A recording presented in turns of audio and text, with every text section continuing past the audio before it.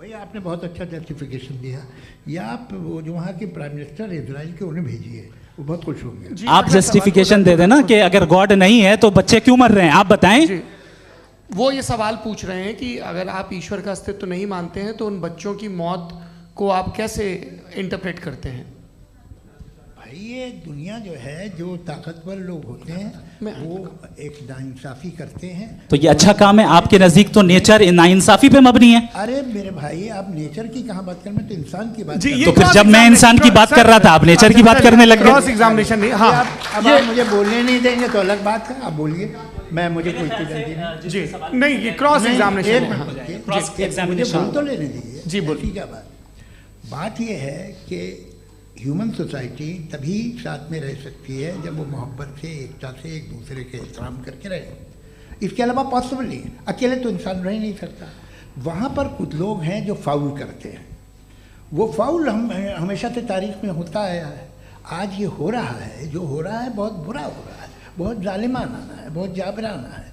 उसको आप कहें कि ये बच्चों को कॉम्पनसेशन मिल जाएगा या इसकी इंजेक्शन है, इंजेक्शन तो हेल्थ के लिए दिया जाता है। आप ये कह रहे हैं कि ये बच्चों की जो धज्जियां उड़ रही हैं ये इंजेक्शन है, ये टेस्ट है, ये टेस्ट है और उस टेस्ट में उनको ऐसा रिकॉम्पेंस मिलेगा जो आपके तस्वुर के बाहर है। ये आप 3 बरस के बच्चे को बारूद से उड़ा के टेस्ट ले रहे हैं। वाह, वो नहीं ले रहा है, खुदा नहीं उड़ा रहा है, इजराइल उड़ा रहा है। जी, ये तो उसको कंडेम अगला सवाल लेते हैं।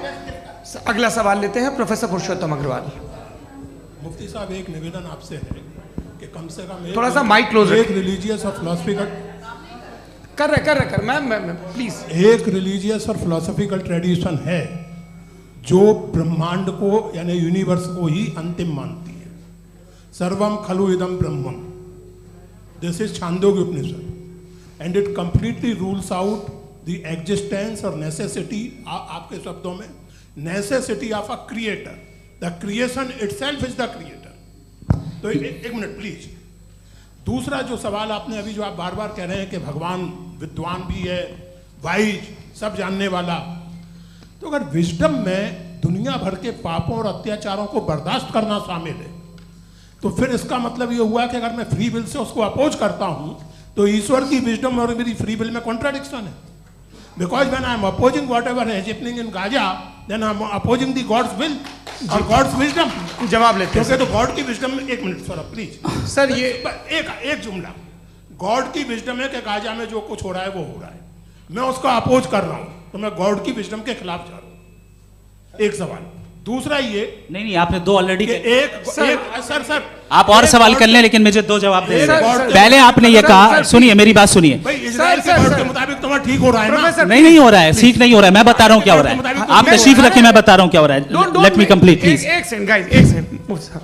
ये देखिए, ऐसा है कि ये सब बड़ा आपस में विचार विमर्श के बाद ये तय हुआ था कि कुछ नियम बना लिए जाएं ताकि एक टाइम बाउंड बातचीत चले। और भाई साहब, आप बड़ा जरूरी काम कर रहे हैं लेकिन कैमरे के फ्रेम में आके उस काम को गड़बड़ कर दे रहे हैं। ठीक है गुरु, अब मेरे को कहीं का गुस्सा कहीं निकालना था, सॉरी। नहीं, कोई गुस्सा नहीं है जी। तो प्रोफेसर ने सवाल पूछे, आप उनके जवाब दें। और थोड़ा ये सब लोग थोड़ा ख्याल रखें भाई, सवाल संक्षिप्त रखें जी। आपने 2 सवाल किए। सबसे पहला ये कहा कि हमारे पास ये कॉन्सेप्ट है कि ये यूनिवर्स खुद नेसेसरी बीइंग है, creation itself is the creator. How irrational is this कि मैं एग्जिस्ट करूंगा बाद में, लेकिन अभी एग्जिस्ट कर भी रहा हूं, यानी एक ही टाइम में एग्जिस्ट भी कर रहे हैं, नहीं भी कर रहे हैं। This is not true. दूसरी चीज आपने कहा कि अगर इजराइल में, सॉरी माफ कीजिएगा, Israel doesn't exist, occupied Palestine में अगर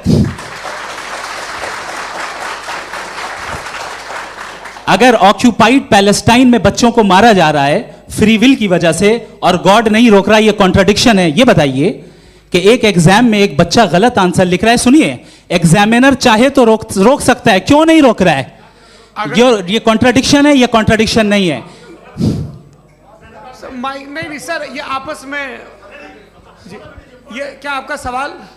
माइक दीजिए। फ्री विल दिया गया है टेस्ट के लिए, अकाउंटेबिलिटी के लिए। अगर फ्री विल नहीं होता तो आप कहते हैं हमें रोबोट बना दिया गया। नॉट मिसरिप्रेजेंट माय पोजीशन, आपकी जो भी पोजीशन, मैं अपनी फ्री विल के नाते अपने ह्यूमन विजडम के नाते गाजा में हो रही अत्याचार का विरोध करता हूँ। बिल्कुल करना चाहिए। आपके हिसाब से मैं गॉड की विजडम का विरोध कर रहा हूँ? बिल्कुल नहीं, समाज हो रहा है गॉड की, बिल्कुल भी नहीं, बिल्कुल भी नहीं।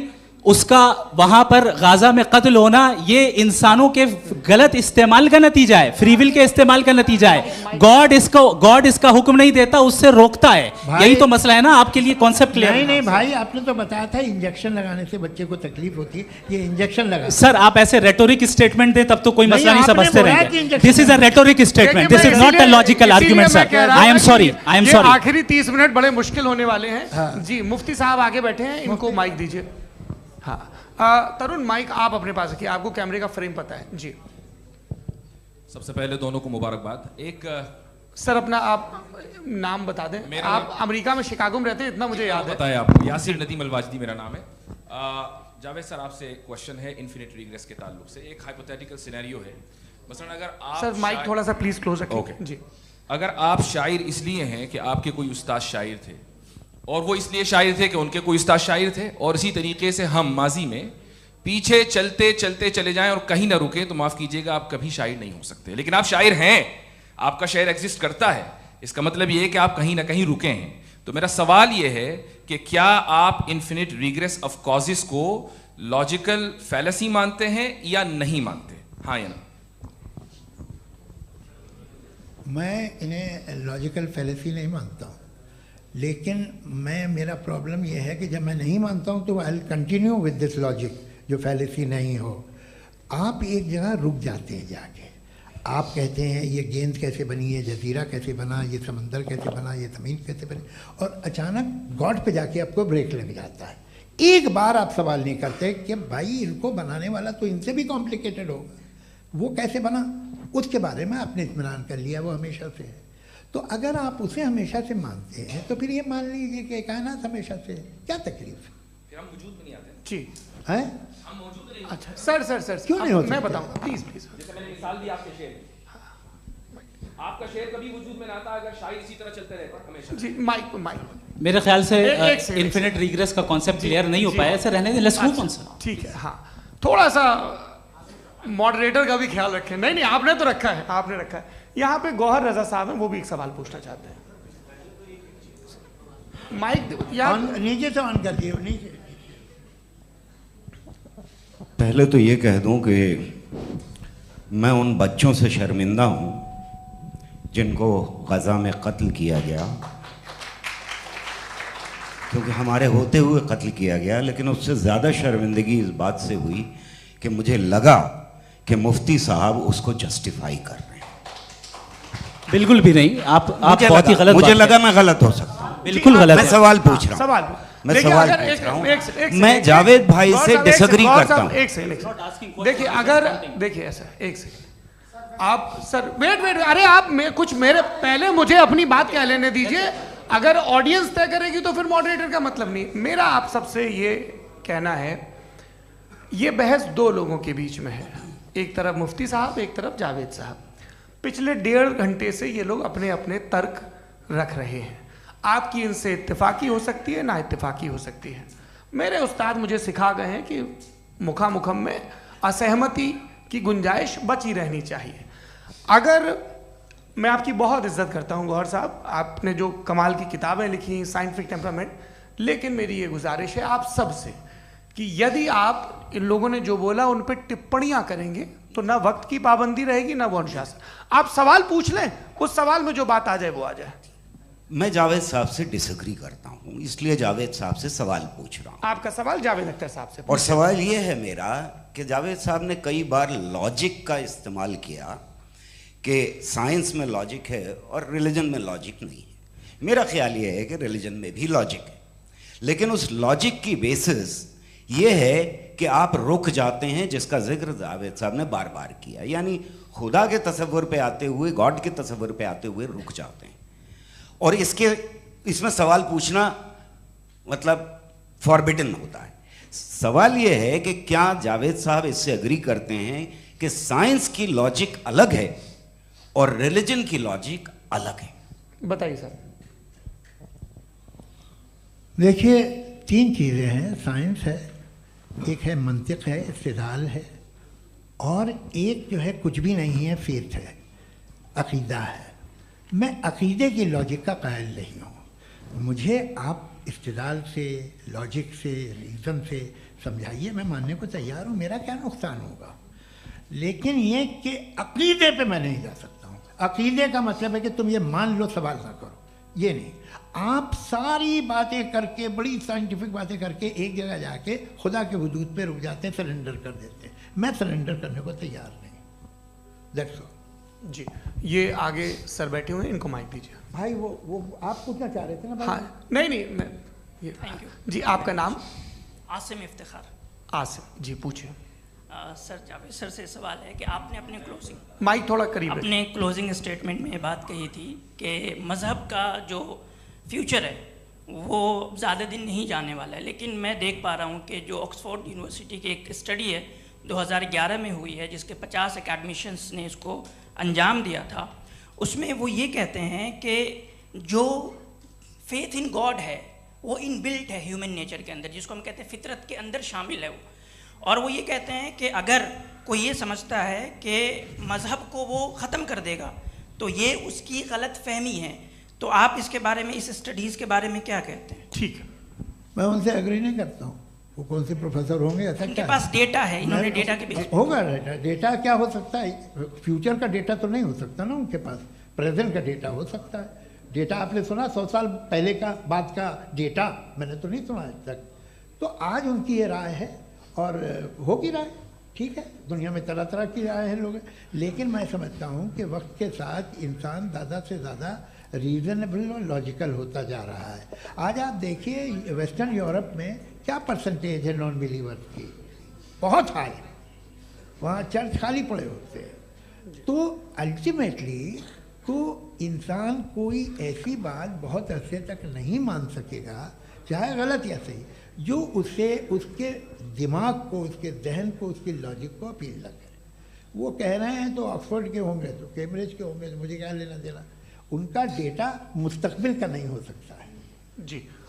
दीपक, हाँ पूछिए। मैं आऊँगा, अभी पीछे की साइड भी आऊँगा, माइक वहीं भेजूंगा 2-3 साल के लिए। जी जावेद साहब, आपसे सवाल है। नमस्ते अरे भाई सर, अगर आप ही लोग तय करना है तो फिर 200 लोग तय कर लें। ये एक साथ नहीं sir, please don't do this sir. Everybody has a right sir, but we can only take selected questions. No sir, ये यंग लोग भी हैं तो इनकी ये अब उतने सुनिए। यंग, भाई आप यंग हैं कि नहीं हैं? एक वो कह रहे हैं वो भी यंग हैं पूछ रहे ना साहब। भाई। आप उनकी नौजवानी पर दावा उनको ही करने दें। हाँ मुफ्ती साहब, आप यंग, हाँ पूछे। अरे भैया सर, मेरा सवाल ये है। कुछ इनसे भी तो पूछो जी नहीं, बस आपसे एक सवाल है। जैसे थीस्टों के पास अपने जो ईश्वर को मानते हैं, उनके पास अपने सोशल गेट टुगेदर्स हैं। 5 रोज़ा क्रिसमस आने वाला है, होली है, दिवाली है, ईद है। एथिस्ट क्या ऑफर कर रहे हैं? मतलब मैं इनकी दुकान से बोलूं, मैं आना चाहता हूं उस तरफ, पर मैं अट्रैक्ट नहीं हो पा रहा हूं। मैं सोशल गेट टुगेदर्स क्या है आपके पास? वो ये कह रहे हैं कि जो धार्मिक लोग हैं, अलग अलग धर्म के लोग, उनके उत्सव त्योहार, कॉन्ग्रेगेशन बहुत हैं। अब आपको मैं एक सुनाता हूँ, यहाँ हिस्टोरियन भी बैठे हैं। मृदुला जी, आप बताइएगा सही है क्या? ये एक कॉन्स्टेंटाइन, एक ग्रीक रोमन बादशाह था, जो क्रिश्चियनिटी आने के 400 साल बाद उसने डिसाइड किया कि मैं क्रिश्चियन हो जाऊंगा, मेरी पूरी स्टेट कैंसिल हो जाएगी। उस ज़माने में ऐसे ही होता था, राजा जो धर्म इख्तियार करता था वो जनता भी कर लेती थी। इसलिए कि वो हो गया था बैंकरप्ट, और उसे जो मेडिटेरियन कोस्ट के रिच क्रिश्चियन वो थे मर्चेंट, उससे पैसा चाहिए था। तो उसने कहा यार क्रिश्चियन हो जाओ। तो उसने अपने वजीर से कहा कि भाई ये हिस्ट्री है कि अब हम लोग क्रिश्चियन हो जाते हैं। पहले सर हो जाएंगे, कोई प्रॉब्लम नहीं है, लेकिन एक प्रॉब्लम ये है कि 17 दिसंबर से 25 दिसंबर तक जो पेगन फेस्टिवल होता, जो पेगन्स थे वो लोग, जो फेस्टिवल होता है वो बंद हो जाएगा, इसलिए कि हम क्रिश्चियन हो गए तो होगा नहीं। तो वो बच्चों को बहुत बुरा लगेगा, पब्लिक को बहुत इन्जॉय करते हैं, ख़ासतौर से 25 को मेन डे। उसने कहा हाँ ये तो सही कह रहे हो। ये जीसस क्राइस्ट की पैदाइश कब थी? कहते साहब वो अप्रैल में थी। नहीं, कट करो, वो 25 दिसंबर को है। यह हकीकत है जी। और 400 साल बाद क्रिश्चियनिटी के अप्रैल से दिसंबर ले आए, और इसलिए कि यहाँ पेगन फेस्टिवल होता था। अब मनाते हैं आप आराम से। ये जो सारे फेस्टिवल हैं ये रिलीजन से, हर एक को एक इंटरटेनमेंट डिपार्टमेंट चाहिए होता है अपनी कंपनी चलाने के लिए। तो ये रिलीजन ने, ये सेकुलर त्योहार थे जिन्हें रिलीजन्स ने ले लिया है।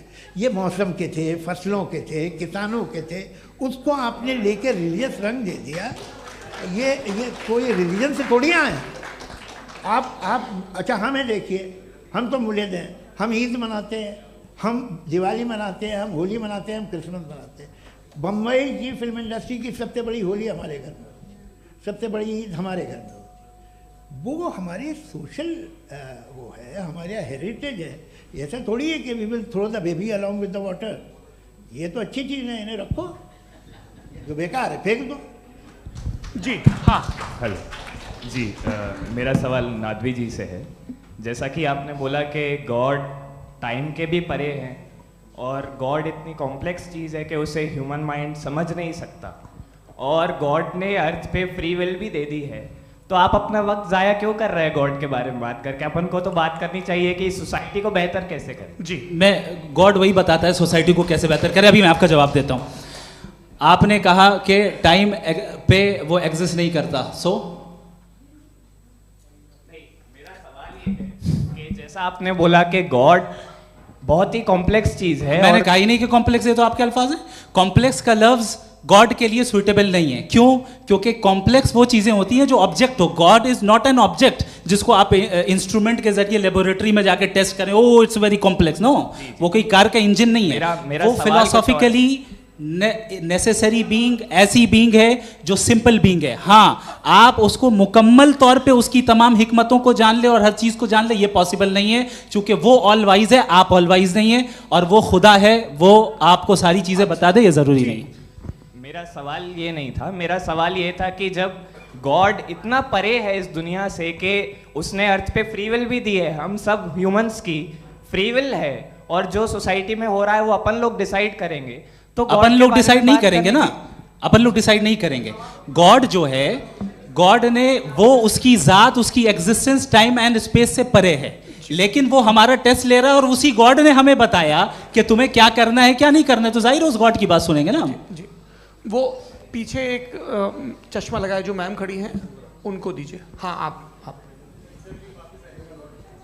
जी जी बिल्कुल आएंगे। देखिए मैं कोशिश कर रहा हूँ सब तरफ जाने की। हाँ, उनको दीजिए माइक। जी, हेलो सर, मैं ओमनी प्रेजेंट नहीं हूँ, टाइम पाबंद हूँ, और जहाँ तक कोशिश कर सकता हूँ करूँगा। जी, अपना नाम बताइए। मेरा नाम उर्सुला है, मैं दिल्ली यूनिवर्सिटी की एक स्टूडेंट हूँ और मैं स्टूडेंट फेडरेशन ऑफ इंडिया से हूँ। मेरा सवाल मुफ्ती जी से है कि इस हॉल के इस कमरे में बैठ के हम लोग रेप की मोरालिटी के बारे में फिलोसफिकली बात तो कर सकते हैं, बट असलियत ये है कि रोज़मर्रा की ज़िंदगी में औरतें रेप के थ्रू गुजरती हैं, और हम लोग सिर्फ नंबर्स पे इस तरह नहीं देख सकते, क्योंकि कितनी औरतें हैं इन कंट्रीज़ में जहाँ पे आप बता रहे हैं कि केसेस कम हैं, जिनका एक्सेस है कि वो जाके केस फाइल कर सकें। कितनी औरतें हैं जो जिनको काम करने की आज़ादी है उन कंट्रीज़ में। यूरोप में ये आज़ादी आ गई, यूरोप में ये रूल्स आ गए, तो हम आज उसके बारे में बात कर पा रहे हैं। जी, जवाब। आपने ये कहा कि कमरे में बंद होकर हम लोग इस पर फिलोसफिकली बात कर सकते हैं, लेकिन हकीकत में क्या हो रहा है, वो ग्राउंड लेवल पे क्या हो रहा है, जो बहुत गलत हो रहा है, और वो सफ़र कर रही हैं। आई एग्री, बहुत गलत हो रहा है, और जो गलत हो रहा है उसको हमें रोकना है। और क्यों रोकना है, वो गलत क्यों है? हमारे पास इसका ऑब्जेक्टिव फाउंडेशन है, इनके पास उसका ऑब्जेक्टिव फाउंडेशन नहीं है। मैं ये कहना चाह रहा हूँ कि जहाँ पे भी जुल्म हो रहा है, जहाँ पे भी औरत पे जुल्म हो रहा है, या उसकी इज्जत लूटी जा रही है, या उसे तकलीफ पहुँचाई जा रही है, और सिर्फ औरत नहीं, किसी इंसान के ऊपर भी जुल्म हो रहा है, तो उसके खिलाफ खड़ा होना, ये मॉरलिटी हमारे पास गॉड के पास से आई है। वरना जावेद साहब तो कह रहे हैं कि जो है मेजॉरिटी डिसाइड करेगी, तो मेजॉरिटी तो कभी भी बदल सकती है। क्या आप हाँ। ये थोड़ी सी आपको गलतफहमी है। मैं अगर मेरे जुमले से ये मदनत निकला या मैंने कहा, तो ये जुमला मैं वापस लेता हूँ, ये मेरा मतलब ही नहीं था कि मेजॉरिटी डिसाइड करेंगे। मेजॉरिटी डिसाइड करे तो दुनिया में बड़ी, वैसे आपने कहा था ये जुमला। अच्छा, हो मैं मान रहा हूँ, बाद में रिकैप कर लेंगे। अरे एक सेकंड, मैं अपनी एक्सप्लेनेशन देता हूँ। मुनासिब बात यह है कि हम सब के सब दिल में जानते हैं कि क्या अच्छा है क्या बुरा है, हमें पता है अच्छी तरह से। जो लोग बुरे काम करते हैं उन्हें भी मालूम अच्छा क्या है। यही तो सवाल था हजरत कि फिर ये मोरालिटी आई कहाँ से? Cross examination. हाँ जी, हाँ, मोरालिटी साथ रहने की डिजायर से आई, यानी साथ रहकर जो कुछ कह दे, जो कुछ कर दे, वो हो जाएगा। नहीं, तो आप कायदे से रह ही कर सकते हैं जब तक लोगों में मोरालिटी हो, वरना क्यास हो जाएगा। ये आपको कैसे पता? जी हमने देखा ना, जहाँ मोरालिटी का क्यास हो गया, हम देखते हैं। कहाँ पे देखते भाई हैं? दुनिया में। आप जो ये- कह रहे हैं, आप ये- एक कहीं पे अगर गलत हो रहा है इस बहस तो के उसको बाद आप में गलत देखिए। सर मुफ्ती आप साहब, मैं- एपिस्टेमोलॉजी मुफ्ती की साहब, बात मुफ्ती कर रहे हैं, मैं साहब, ऑन्टोलॉजी अरे की बात मुफ्ती कर रहा साहब, हूँ। मैं इस बहस के फाउंडेशन बाद आप क्या है? दोनों लोगों को चाय पे फाउंडेशन- होस्ट करूंगा, वहां पे क्रॉस एग्जामिनेशन कर लीजिएगा। अभी ऑडियंस का हक मार रहे हैं आप लोग भाई, सर जस्ट लोग हैं आप लोग। और ये भाई ये एक हाँ बच्चे- उधर उधर आएंगे, उधर इनको आएंगे। भी। जी सर आएंगे आएंगे। अच्छा सर मेरा नाम लईकुर रहमान है और मैं अलीगढ़ मुस्लिम यूनिवर्सिटी का स्टूडेंट हूँ। और जहाँ तक मुझे पता है कि sir you are also product of Aligarh Muslim University. मैं भी उसी चमन का बुलबुल। हाँ सर, तो बड़ी खुशी हुई मुझे जान करके कि मैं आपसे मिलूंगा। सवाल सर मेरा सवाल ये है, सर सैयद अलैहि रहमा का नज़रिया ये था कि खुदा के वजूद को अक़ल के दायरे में रह कर के तलाश करना, न कि पूरी तौर से उसका इनकार कर देना। Sir how will you define it? नहीं तो ये तो आप इन्हें बताइए। ये सर, अक़ल सवाल में रह आपसे। के खुदा का वजूद साबित कर रहे हैं। तो सर आपने सैयद इनकार मना किया। कर रखा है, इस वजह से मेरा क्वेश्चन उन्होंने यही सर से एक सेकंड, सर सैयद ने यही कहा ना कि अक़ल से आप खुदा के वजूद को साबित नहीं कर सकते, यही कहा ना भाई। वो उन्होंने कहा कर सकते हैं और वो कर दिया गया आज। वो फोन दो। तलाश करना या साबित करना अक़ल से अक़ल से नहीं हो सर सकता। अरे सवाल तो सुन लीजिए जी। अक़ल से नहीं हो सकता है, यही कहा ना आपने। अक़ल से हो सकता है। अरे वो यही कह रहे हैं भाई, आप बता रहे हो सकता है, वो तो कुछ और।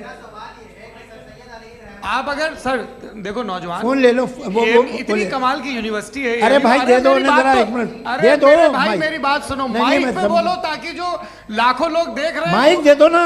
अरे देंगे ना माइक, तुम ठहरो तो। हाँ सर मेरा सवाल ये था कि सर सैयद अलैहि रहमा का एक नज़रिया था अपना कि खुदा का जो वजूद है उसको अक़ल के दायरे में रह कर के तलाश करना है, न कि पूरे तौर से इनकार कर देना है। ये उनका कॉन्सेप्ट था। लेकिन मेरा सवाल ये है कि आप इसको कैसे डिफाइन करते हैं, एक्सप्लेन कैसे करेंगे? मैं आपसे जानना चाहता हूँ, क्योंकि you are the product of Aligarh Muslim University. मुझे अक़ल के दायरे में रख के मैंने बहुत तलाश की, मुझे मिला नहीं। हाँ ये इधर उधर वो चश्मा लगाए जो, हाँ उनको दे दीजिए। जी जी फटाफट पूछिए, बस 5 मिनट है, 5 मिनट में खत्म हो रहा है। हाँ अस्सलाम वालेकुम मुफ्ती साहब। एंड मेरा सवाल जावेद अख्तर साहब से। क्या नाम है आपका? अरे भैया सब मुझे तो पूछ रहे हो। फैज पूछिए फैज साहब। तो मेरा सवाल ये है कि अभी जो एथियस्ट है वो problem of evil argument use कर रहे हैं अगेंस्ट मुस्लिम्स, राइट? कि इस दुनिया में इतना सारा ईवल है और अगेंस्ट मुस्लिम तो यहाँ अगेंस्ट थियस्ट। हाँ थोड़ा सा करेक्ट कर लीजिए भाई, पूरी मशक्कत ही इसी बात की थी कि किसी एक मजहब पे बात न टिके। जी तो बेसिकली ये आर्ग्यूमेंट ऐसा है कि इस दुनिया में इतना ज़्यादा ईवल एग्जिस्ट करता है और अगर एक ऑल गुड गॉड है तो वो रोकता क्यों नहीं है?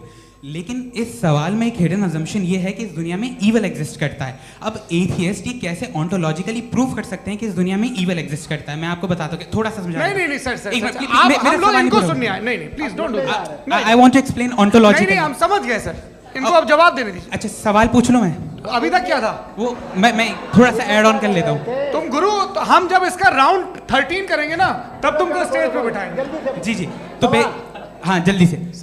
तो देखिए एथियज्म के हिसाब से सब कुछ रैंडमली बन गया है, सब कुछ एटम्स और मॉलिक्यूल्स है। एक पत्थर में और मुझ में सिर्फ इतना फर्क है कि हम लोग एटम्स और मॉलिक्यूल्स का अलग अलग रीअरेंजमेंट है। अब एक पत्थर को कोई इंसान तलवार से 2 टुकड़ों में काट दे या मुझे, according to atheism it is same. There is no evil and good according to atheism. जी अच्छा फैज साहब का सवाल ये है कि हाँ कोशिश भी करते तो इससे गलत सवाल नहीं कर पाते। एक लाइफ फॉर्म है और लाइफ फॉर्म में फीलिंग्स हैं, मतलब लाइफ फॉर्म सुनता है, देखता है, टेस्ट कर सकता है, फील कर सकता है। तो उसकी जो ये जो क्वालिटी इस बबल में आ गई हैं वो जानवर में भी है, इंसान में भी है। तो जाहिर है कि उसे कोई तकलीफ पहुंचेगी, तो चूंकि उसके पास वो सेंसिटिविटी है तो मैं करेगा। पत्थर में वो सेंसिटिविटी नहीं है। तो ये क्या सवाल हुआ कि अगर पत्थर को काटा तो पत्थर को तकलीफ नहीं होती, तो आपको काटे तो आपको क्यों तकलीफ हो? बैठ जाइए। जी हाँ अगला सवाल। हाँ पूछे जी जावेद अख्तर साहब। अरे भैया सब आप लोग मुफ्ती साहब को छोड़ रहे हैं, मेरे ही पीछे पड़े हैं क्या? फिर चलो बोलो भाई। You asked how God can exist when children die in Gaza. हाँ? You asked how God can exist when children die in Gaza, and you also mentioned the rise of atheism in Europe. But the same events also are leading many atheists and non-believers to turn towards faith. How do you interpret this contradiction, where suffering pushes some away from God, yet brings others closer to belief? देखिए, आपको एक बात बताऊं, दुनिया perfect तो कहीं भी नहीं है, हर जगह कुछ खामियां हैं। बेटा एक मिनट, मैं आप ही को कहेंगे, देखो वो तो कुछ खामियां, कमज़ोरियां, खराबियां सब जगह है। लेकिन अगर देखोगे ईमानदारी से कि दुनिया सबसे ज़्यादा महज़ब कहाँ है, एक आम शहरी को कहाँ हुकूक हासिल हैं, वो बोल सकता है, अपनी मर्ज़ी से काम कर सकता है, अपनी मर्ज़ी से राय दे सकता है, हुकूमत के ख़िलाफ़ बोल सकता है, बरसरे इक़्तिदार लोगों के बारे में बोल सकता है, सरमायादारों के ख़िलाफ़ बोल सकता है। तो आपको ये स्कैंडिनेवियन कंट्रीज़ में मिलेगा, वेस्टर्न यूरोप में मिलेगा। मैं नहीं कह रहा वो परफेक्ट है, बिल्कुल नहीं, वहाँ बहुत ख़राबियाँ भी हैं, परफेक्ट तो कोई। लेकिन जिन जिन मुल्कों में, लैटिन अमेरिका देखो, गल्फ़ देखो, वहाँ पर आपको ये ज़रूर है कि रेप नहीं होते होंगे। रेप की ज़रूरत क्या है भाई, उसको तो ख़रीद लो, घर में रखो, सड़क पर रेप करने की क्या ज़रूरत है। मगर सुनिए सुनिए सुनिए, मगर हकीकत ये है कि वहाँ शख्सी आज़ादी राय देने की, बोलने की नहीं है। जी, ये एक आखिरी सवाल मुफ्ती साहब से। हाँ मैम, इनको माइक दीजिए। शुक्रिया। मेरा नाम मनीषा है, मैं हरियाणा से आई हूँ। मैं मुफ्ती साहब से एक बात पूछना चाहती हूँ। आप बार बार जावेद साहब को कॉन्ट्राडिक्ट तो कर रहे हैं कि आपने ये कहा, लेकिन आप भी अजम्पशंस के बेसिस पे बात कर रहे हैं। आपने खुदा के होने का कौन सा प्रूफ पेश किया है, खुदा की एग्जिस्टेंस का? अब इस सवाल को अलग रहने दीजिए, कौन एथीस्ट है कौन नहीं है। और दूसरी बात जो आपने एक छोटी सी कही थी कि ये फ्री विल का इस्तेमाल करता है इंसान अपनी, लेकिन इस फ्री विल का इस्तेमाल में मतलब खुदा ने ये दे दी सबको ये इजाज़त कि वो कितना घिनौनापन और कितने ज़्यादा ख़राब से ख़राब तरीके इस्तेमाल कर सकते हैं। जवाब सुनते जी। आप फ्री विल को मानती है ना, या अब कहती है कि फ्री विल नहीं है ना, मानती है ना? तो अब आपके पास इसका कोई एक्सप्लेनेशन नहीं है कि अगर एक इंसान उस फ्री विल का इस्तेमाल करके गलत काम कर रहा है और बच के अच्छी ज़िंदगी गुजार के निकल जा रहा है, उसका कोई रिकम्पेंस नहीं है। हमारे वर्ल्ड व्यू में जो इंसान गलत काम कर रहा है उसको भी रिकम्पेंस यानी उसका बुरा बदला मिलना है, और जो सही काम कर रहा है उसको सही बदला मिलना है।